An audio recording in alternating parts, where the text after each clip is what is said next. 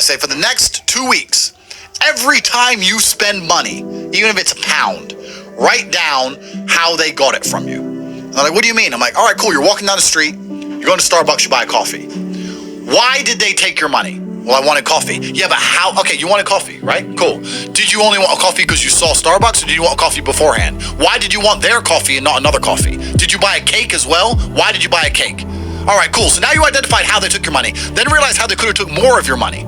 You bought a cake, but you didn't buy a sandwich. Why? The sandwiches weren't on display, or they looked cold, or they looked rubbish, or the woman who was serving me was old and ugly. Maybe she was a young cutie and talked to me about bologna sandwiches. I would have bought one, right? So you need to start identifying how your money is taken from you.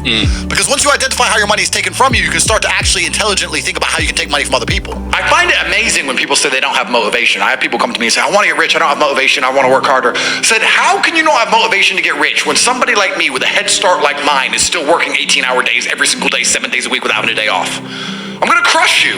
You don't stand a chance. I will beat you.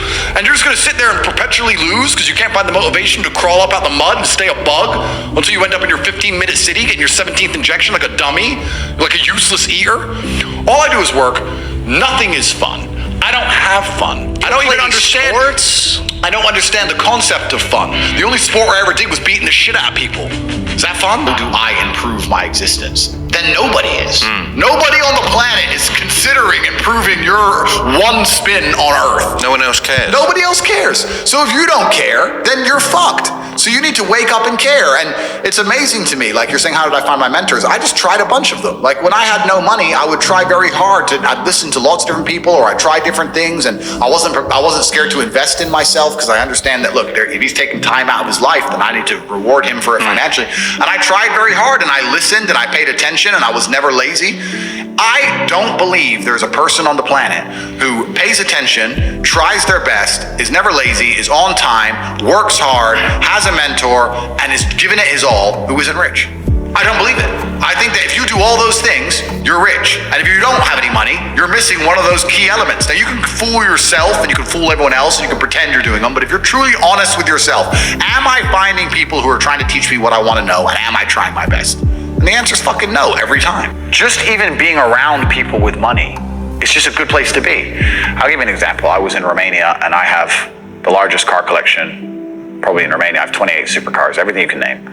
And I went to a town called Cluj-Napoca. It's on the border of Hungary. And I drove there in my Chiron, and I parked up, and a kid came up, and he said, hey, can I take some photos of your car? I have a car spotting page. I was like, yeah, whatever, cool. And he goes, yeah, okay, I'll just be a few minutes to this. So he took a bunch of photos, and he come up to me and goes, hey, do you want the photos? And I was like, not really, I already have photos. And he goes, oh yeah, okay. Well, if you want them, here's my email address. And I said to him, why do you do this? Like, you spend all day standing around taking photos of other people's cars. Is that not a waste of time?